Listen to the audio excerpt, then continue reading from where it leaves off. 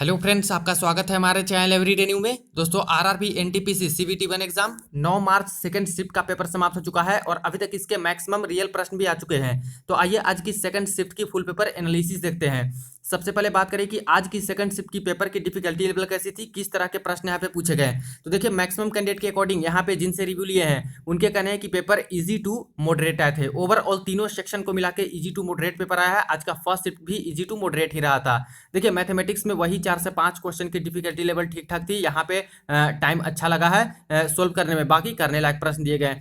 Reasoning की बात करें तो रीजनिंग में भी वही दोस्तों 4 से 5 क्वेश्चन का ही डिफिकल्टी लेवल ठीक ठाक था, बाकी करने लायक ही प्रश्न दिए गए। तो इजी टू मॉडरेट आज की मैथमेटिक्स और रीजनिंग रही है। जनरल अवेयरनेस देखा जाए तो जनरल अवेयरनेस से करंट अफेयर का 5 से 6 सवाल ही पूछा गया। 2018, 2019 और 2020 से भी पूछा गया है। इसके बाद स्टैटिक जीके वाले बहुत ज़्यादा प्रश्न है। साइंस का लगभग वही 4 से 5 क्वेश्चन ही देखने को मिले और हिस्ट्री इतिहास से भी अच्छा खासा पोर्शन देखने को मिला। हर शिफ्ट में मॉडर्न हिस्ट्री से इतिहास से ज़्यादातर प्रश्न पूछे जा रहे हैं। तो हिस्ट्री एक अच्छा सब्जेक्ट है, इसको देख के जाइएगा। हर शिफ्ट में इसका वेटेज बहुत अच्छा है फ्रेंड्स। अगर अटेम्प्ट की बात कर लें तो अटेम्प्ट यहाँ पे देखिए किसी कैंडिडेट के 86 रहे हैं, 82, 72, 76, 69, 89 इस तरह से अटेम्प्ट रहे हैं जिन जिन कैंडिडेट से आज मैंने सेकंड शिफ्ट में रिव्यू लिए हैं। तो चलिए सारे क्वेश्चन देख लीजिए। तो ये फ्रेंड्स आज के सेकंड शिफ्ट के क्वेश्चन देखिए। आज के सेकंड शिफ्ट में एक सवाल पूछा गया था इतिहास से मॉडर्न हिस्ट्री से, संपूर्ण क्रांति का नारा किसने दिया था। और खास करके अभी कुछ दिनों से दोस्तों यहाँ पे स्लोगन से इंपॉर्टेंट नारा से भी प्रश्न पूछा जा रहा है। तो आज संपूर्ण क्रांति का पूछा कि किसने ये नारा दिया था, तो जय प्रकाश नारायण इसका करेक्ट आंसर हो जाएगा। एक देखिए प्रश्न आया है गेम्स एंड स्पोर्ट्स से, फीफा 2026 की मेजबानी कौन सा देश नहीं करेगा। और देखिए स्टेटमेंट वाले आज ज्यादातर प्रश्न आए हैं और उस तरीके के प्रश्न ज्यादा देखने को मिले हैं कि कौन सा इसमें से गलत है, कौन सा नहीं करेगा। इस तरह के प्रश्न नहीं वाले ज्यादातर आ रहे हैं। लगभग 10 से 12 प्रश्न इसी तरह के जनरल अवेयरनेस में देखने को मिले हैं। देखिए फीफा 2026 की मेजबानी कौन सा देश नहीं करेगा, इसका ऑप्शन था यूएसए, मैक्सिको, कनाडा और ब्राजील। इसका करेक्ट आंसर हो जाएगा ब्राजील। ब्राजील मेजबानी 2026 फीफा का नहीं करेगा, लेकिन जो यूएसए है, मैक्सिको है और कनाडा है, तीनों देशों को यहाँ पे मेजबानी दिया गया है। एक देखिए प्रश्न पूछा है CAG controller and auditor general of India का कार्यकाल कितने वर्ष तक का होता है, ये सवाल पूछा गया। पिछले कुछ दिन पहले फ्रेंड्स अटॉर्नी जनरल का पूछा गया था, अभी कैग का पूछा गया। तो जो यहाँ पे कैग का होता है 6 वर्ष या फिर 65 वर्ष, जो सबसे पहले पूरा हो जाए। तो 6 वर्ष ऑप्शन में था, तो करेक्ट आंसर हो जाएगा 6 ईयर्स के लिए। एक देखिए सवाल पूछा गया है सागरमाला परियोजना किससे संबंधित है। तो आज परियोजना से रिलेटेड आए, एक यहाँ पे योजना से भी रिलेटेड आया है। सागरमाला परियोजना की बात कर लें तो भारत के बंदरगाहों के आधुनिकीकरण व उसके विकास के लिए है। जो पोर्ट एरिया है, इंडिया की जो पोर्ट एरिया है उसके मॉडर्नाइजेशन के लिए और उसका डेवलपमेंट के लिए यहाँ पे सागरमाला परियोजना चलाई गई है। एक देखिए प्रश्न आया है जो कि रिपीटेड प्रश्न है, पहले भी दोस्तों 2 बार ये प्रश्न आ चुके हैं और अभी फिर से इस शिफ्ट में रिपीट किया गया। योहेई सासाकावा को 2018 में अंतर्राष्ट्रीय गांधी शांति पुरस्कार किस रोग के उन्मूलन के लिए दिया गया था। अब देखिए ये उलट के सवाल पूछा है। पहले पूछा गया था कि 2018 का अंतर्राष्ट्रीय गांधी शांति पुरस्कार किसे दिया गया, तो योहेई सासाकावा हो जाता। और अभी इसी तरह से स्टेटमेंट तरह का प्रश्न देके पूछा कि किसके उन्मूलन के लिए, तो कुष्ठ रोग उन्मूलन के लिए इनको दिया गया है अंतर्राष्ट्रीय गांधी शांति पुरस्कार। एक देखिए प्रश्न आया है चेंजिंग इंडिया, जो किताब है चेंजिंग इंडिया, वो किसके लेखक कौन है या फिर किस पे आधारित है, ये प्रश्न पूछे गए। चेंजिंग इंडिया बुक किस पे आधारित है, नरेंद्र मोदी पर, मनमोहन सिंह, राम मनोहर लोहिया, इस तरह के 3 ऑप्शन भेजे गए हैं। इसका करेक्ट आंसर हो जाएगा मनमोहन सिंह। एक देखिए प्रश्न आया है ढुलकती हुई भूमि का राज्य किसे कहते हैं, यानी लैंड ऑफ रोलिंग स्टेट किसे कहा जाता है। अरुणाचल प्रदेश ऑप्शन था, हिमाचल प्रदेश, त्रिपुरा और मिजोरम। तो इसका करेक्ट आंसर हो जाएगा मिजोरम। मिजोरम को बोलते हैं लैंड ऑफ रोलिंग स्टेट, यानी कि ढुलकती हुई भूमि का राज्य। और अगर सिटी पूछ दिया जाए कि कौन से शहर को बोलते हैं लैंड ऑफ रोलिंग सिटी, तो इस तरह का आंसर हो जाता कुर्ग आंसर हो जाता, जो कि यहाँ पे कर्नाटका में स्थित है। तो यहाँ पे राज्य पूछा था स्टेट, तो स्टेट में यहाँ पे मिजोरम हो जाएगा, ढुलकती हुई भूमि का राज्य।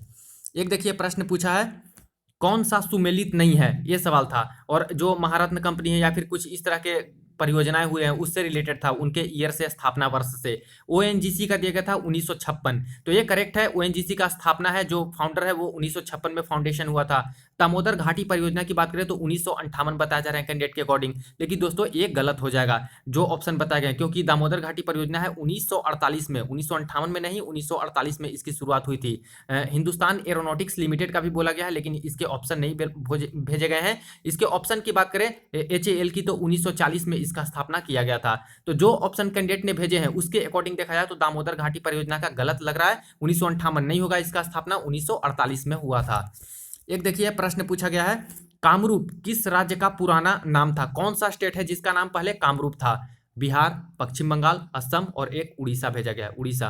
तो देखिए इसका करेक्ट आंसर हो जाएगा असम। असम को पहले कामरूप के नाम से जाना जाता था और अभी भी वहां पे प्लेस है ही, और एक टेम्पल भी है कामरूप कामाख्या करके, ऐसे कामाख्या टेम्पल। तो कामरूप पहले नाम था असम का। एक देखिए प्रश्न पूछा गया है, आईसीसी हॉल ऑफ फेम में 6th इंडियन प्लेयर कौन गए हैं? तो आईसीसी हॉल ऑफ फेम में कौन से ऐसे प्लेयर हैं जो कि 6th नंबर के वहां पे गए? तो सचिन तेंदुलकर इसका करेक्ट आंसर हो जाएगा, जो कि 6th प्लेयर हैं हॉल ऑफ फेम में जाने वाले। एक देखिए प्रश्न पूछा है, सुभाष चंद्र बोस से संबंधित कौन सा कथन है? ये सवाल था। तो फॉरवर्ड ब्लॉक की स्थापना की थी, ये करेक्ट हो जाएगा। सुभाष चंद्र बोस से जो संबंधित है ये सही है। कौन सा कथन गलत है, ये सवाल पूछा गया था, गलत वाला। तो फॉरवर्ड ब्लॉक की स्थापना की थी, तो ये सही हो जाएगा। असहयोग आंदोलन में भाग नहीं लिया था, अब देखिए फ्रेंड्स ये गलत हो जाएगा, क्योंकि असहयोग आंदोलन में इन्होंने भाग लिया था, सुभाष चंद्र बोस ने भाग लिया था, तो ये इसके अकॉर्डिंग गलत हो जाता। एक देखिए प्रश्न पूछा है, शाहजहां ने किसका निर्माण नहीं करवाया है? और देखिए खास करके निगेटिव जो प्रश्न आज पूछे गए, नहीं करवाया है, कब, किसकी नहीं हुई, इस तरह के प्रश्न ज्यादा हैं। तो शाहजहां ने किसका निर्माण नहीं करवाया? ऑप्शन में था बुलंद दरवाजा। बुलंद दरवाजा अकबर द्वारा यहाँ पे निर्माण करवाया गया है, तो ये भी दोस्तों इजी सा ही प्रश्न था, ये बुलंद दरवाजा नहीं करवाया गया है शाहजहां द्वारा। एक देखिए प्रश्न आया है, हिमाचल प्रदेश का संस्थापक किसे माना जाता है? यानी फाउंडर ऑफ हिमाचल प्रदेश पूछा है। तो फाउंडर ऑफ हिमाचल प्रदेश हो जाएगा Yashwant Singh Parmar, correct answer option में भी था। एक देखिए प्रश्न आया है, कौन सा सत्याग्रह गांधी जी से संबंधित नहीं था? तो बारदोली सत्याग्रह है, जो कि गांधी जी से संबंधित नहीं था, ये ऑप्शन में थे, जो कि सरदार वल्लभ भाई पटेल से संबंधित है बारदोली का सत्याग्रह। एक देखिए सिन गैस से रिलेटेड भी सवाल आया है कि जो सिन गैस है उसका मिश्रण क्या, किसका किसका मिश्रण होता है सिन गैस में? तो कार्बन मोनोऑक्साइड और हाइड्रोजन का मिश्रण को कहते हैं सिन गैस, तो कार्बन मोनोऑक्साइड प्लस हाइड्रोजन। एक देखिए सवाल आया है, सर्वाधिक राष्ट्रीय फिल्म पुरस्कार किसने जीता है? यानी नेशनल फिल्म फेयर जो अवार्ड मिलते हैं नेशनल वाली, वो सबसे ज्यादा किसे मिला है? अजय देवगन को, जावेद अख्तर को, शबाना आजमी को, या फिर सत्यजीत रे को? तो अजय देवगन की बात करें तो यहाँ पे 2 बार अजय देवगन को मिला है, अमिताभ बच्चन को 4 बार दिया गया है, लेकिन फ्रेंड्स यहाँ पे अमिताभ बच्चन तो ऑप्शन में था ही नहीं, तो अजय देवगन था, तो इसके अकॉर्डिंग अजय देवगन हो सकते थे। बाकी फ्रेंड्स सत्यजीत रे को भी आप लोग बताइएगा कि कितने इनको दिए गए हैं। अगर सत्यजीत रे को कहीं कहीं पे यहाँ पे 4 दिखाया जा रहा है, बताया जा रहा है 4, कहीं कहीं पे 2 बताए जा रहे हैं, तो बताइएगा कि सत्यजीत रे को अगर ज्यादा मिला होगा तो ये करेक्ट आंसर हो सकता था। एक देखिए प्रश्न पूछा है, सिंधु नदी और जास्कर नदी का संगम स्थान क्या है? सिंधु नदी है और जास्कर नदी कहाँ पे मिलती है, वो संगम कहाँ पे है, कहाँ होती है? पंचनद में, लद्दाख में, बनिहाल में, 3 ऑप्शन भेजे गए हैं। इसका करेक्ट आंसर हो जाएगा फ्रेंड्स लद्दाख। लद्दाख में मिलती है सिंधु नदी और जास्कर नदी एक जगह। एक देखिए प्रश्न पूछा है, किस देश ने हैकिंग से बचने के लिए क्वांटम सैटेलाइट लॉन्च किया है?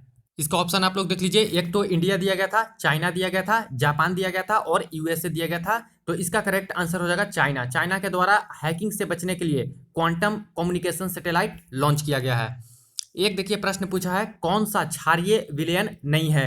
यानी कि एल्कलाइन सॉल्यूशन कौन नहीं है, ये सवाल पूछा गया था। तो एल्कलाइन कौन नहीं हो जाएगा? तो sodium hydroxide, aluminium hydroxide, calcium hydroxide और मैग्नीशियम हाइड्रोक्साइड। देखिए सोडियम हाइड्रोक्साइड अल्कलाइन होती है, क्षारीय विलयन हो जाएगा। कैल्शियम हाइड्रोक्साइड भी क्षारीय हो जाएगा, मैग्नीशियम हाइड्रोक्साइड भी क्षारीय हो जाएगा। लेकिन जो एल्यूमिनियम हाइड्रोक्साइड है ये नहीं होगा, क्योंकि एम्पोथेरिक नेचर की होती है, एसिडिक और बेसिक दोनों नेचर का होता है एल्यूमिनियम। तो एल्यूमिनियम हाइड्रोक्साइड यहाँ पे एम्पोथेरिक नेचर हो जाएगा। तो क्षारीय विलयन कौन नहीं होगा? तो एल्यूमिनियम हाइड्रोक्साइड। एक देखिए सवाल पूछा गया है, कौन सा हार्डवेयर एंड सॉफ्टवेयर के बीच में काम नहीं करता है? अब देखिए इसको थोड़ा हार्ड बनाने की कोशिश की गई है क्वेश्चन को। क्वेश्चन ऐसे इजी ही है, जैसे हार्डवेयर और सॉफ्टवेयर है, इसके बीच में ऑपरेटिंग सिस्टम ही काम करती है। तो ऑपरेटिंग सिस्टम डायरेक्ट ना पूछ के इस तरह से क्वेश्चन पूछे गए कि हार्डवेयर और सॉफ्टवेयर के बीच में कौन काम नहीं करता। तो इसमें आपको यही पता लगाना था कि कौन ऑपरेटिंग सिस्टम है कौन नहीं है, तब आप सोल्व इसको कर सकते थे। लिनक्स दिया गया था जो कि एक ऑपरेटिंग सिस्टम है।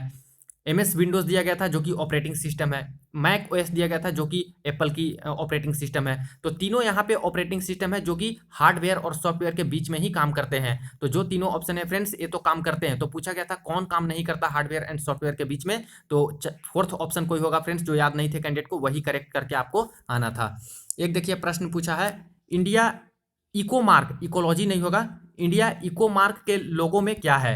क्रॉसिंग टू ट्रीज, यानी दो जो पौधे हैं वो क्रॉस करते हैं, और इसके बाद था ग्रीन डॉट और ब्लू बर्ड। इसका करेक्ट आंसर हो जाएगा ग्रीन डॉट। जो इको मार्क होता है, जो यहाँ पे कोई भी फूड होती है उस पर ग्रीन कलर का ऐसे डॉट लिख पड़ा रहता है, ऐसे ग्रीन कलर का डॉट दिया रहता है, तो वो हो जाएगा ग्रीन डॉट। इको मार्क क्या होता है इंडिया का? तो ग्रीन डॉट हो जाएगा करेक्ट आंसर।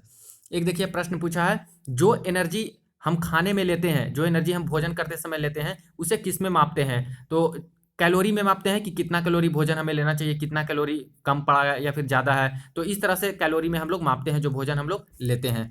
एक देखिए प्रश्न पूछा गया है, चाइना के मून मिशन का नाम किस शहर पे रखा गया? ये प्रश्न था। जो चाइना का जो मून मिशन है उसका नामकरण कौन से शहर पे किया गया है? शंघाई पे, बीजिंग पे, चांगदू पे, तियानजिन पे। इसका करेक्ट आंसर हो जाएगा चांगदू। चांगदू जो नाम है उसके नाम पे ही पड़ा है चाइना का जो मून मिशन है वो, तो ये करेक्ट आंसर होता चांगदू।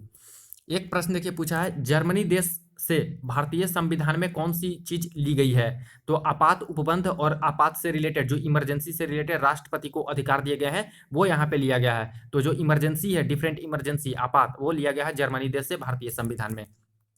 एक देखिए फुल फॉर्म से रिलेटेड भी सवाल आया, वैन का फुल फॉर्म आज पूछा है, तो वाइड एरिया नेटवर्क इसका करेक्ट आंसर हो जाएगा। जैसे लैन का भी पहले पूछा था, लोकल एरिया नेटवर्क।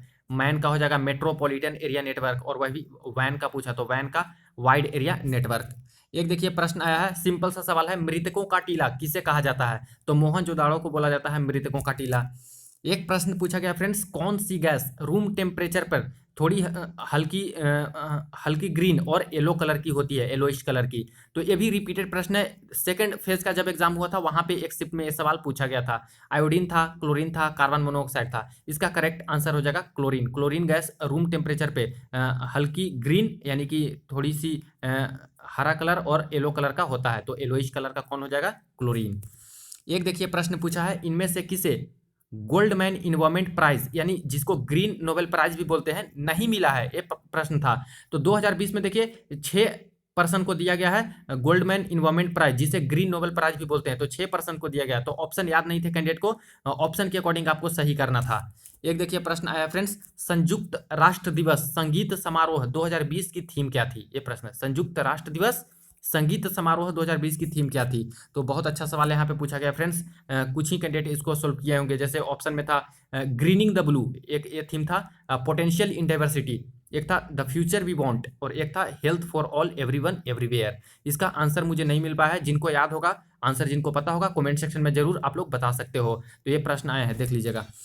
एक प्रश्न यहाँ पे पूछा गया है, बांध कौन सा सुमेलित नहीं है, यानी कौन सा बांध सुमेलित नहीं है, ये प्रश्न है। नागा अर्जुन सागर की बात करें तो आंध्र प्रदेश दिया गया था, तो ये करेक्ट है, नागा अर्जुन सागर आंध्र प्रदेश में ही है। शक्ति सागर का केरल दिया गया था। स्टेनली जलाशय का दिया गया था तमिलनाडु, ये भी करेक्ट है। गोविंद सागर की बात करें तो हिमाचल प्रदेश दिया गया था, ये भी करेक्ट है। तो गलत कौन सा है, सुमेलित कौन सा है? शक्ति सागर जो कि केरल दिया गया है, ये गलत है। तो ये करेक्ट आपको करना था, ऑप्शन 2 जो है बी है वो सही हो जाता। एक देखिए प्रश्न पूछा है, उस बहिग्रह का नाम क्या है जिसे पृथ्वी का अत्यंत करीबी व चचेरे भाई माना जाता है? उसे पृथ्वी 2.0 भी कहते हैं। ये सवाल आए हैं। इसका ऑप्शन था केपलर 452 यानी 452 बी, नेपच्यून, यूरोपा 31 और प्लूटो। इसका करेक्ट आंसर हो जाएगा केपलर 452 बी, तो जिसे पृथ्वी 2.0 भी बोलते हैं और पृथ्वी का सबसे करीबी माना जाता है, यानी चचेरा भाई भी माना जाता है। तो ये हो जाता है केपलर 452 बी। एक देखिए प्रश्न आया है, इनमें से कौन सिखों के 5 तख्तों में से नहीं है? तो सिखों के जो 5 तख्त हैं इनमें से कौन नहीं है? ऑप्शन था फ्रेंड्स पटना साहिब, पटना साहिब तो है, अकाल तख्त भी है, दमदमा साहिब भी है। तो जो फोर्थ ऑप्शन होगा वो गलत होगा, वो यहाँ पे सिखों के 5 तख्तों में नहीं आता होगा, तो वही करेक्ट आपको करना था। एक देखिए प्रश्न पूछा है, धान में कौन सी खरपतवार सबसे ज्यादा होती है? जो वीड्स होते हैं, वेस्ट मटेरियल जो होते हैं वीड्स धान में, पैडी के खेती में, वो सबसे ज्यादा कौन सी खरपतवार होती है? 4 ऑप्शन था और चारों ऑप्शन यहाँ पे साइंटिफिक नेम उसके दिए गए थे जो कि कैंडिडेट को याद नहीं है। तो ये भी दोस्तों अच्छा सवाल पूछा। एक देखिए प्रश्न आया है, श्री रंगराजन समिति के तहत कितने रुपए प्रति व्यक्ति माह से कम गरीबी रेखा से नीचे कहलाएंगे, यानी कितने प्रति व्यक्ति प्रति माह कितने रुपए कमाएंगे तो यहाँ पे गरीबी रेखा से नीचे कहलाएंगे। तो ग्रामीण इलाके की बात करें तो 972 रुपए से कम कमाने पे यहाँ पे गरीबी रेखा से नीचे कहलाएंगे, और शहरी क्षेत्र की बात करें तो 1407 रुपए से कम कमाएंगे तो यहाँ पे गरीबी रेखा से नीचे कहलाएंगे। तो ये फ्रेंड्स आज के प्रश्न टोटल 34 के आसपास प्रश्न मुझे मिले हैं। बाकी मैथमेटिक्स की बात कर लें तो मैथमेटिक्स में ट्रिगोनोमेट्री से 2 सवाल हैं, मेंसुरेशन का 2 क्वेश्चन आया है, ज्योमेट्री से 2 से 3 सवाल बताया जा रहा है, एसआई सीआई वाले आज 2 सवाल आए, प्रॉफिट लॉस का 2 क्वेश्चन आया है, एलसीएम एचसीएफ से 1 सवाल आए, नंबर सिस्टम का 2 से 3 क्वेश्चन आया, मीन मीडियन मोड से 2 सवाल, डेटा इंटरप्रिटेशन वाले 4 क्वेश्चन थे, चारों अलग अलग दिए गए। टाइम एंड वर्क की बात कर ले तो 2 क्वेश्चन, स्पीड टाइम डिस्टेंस का 1 से 2 सवाल, सिंप्लीफिकेशन से 2 सवाल और अलजेब्रा से 1 से 2 सवाल।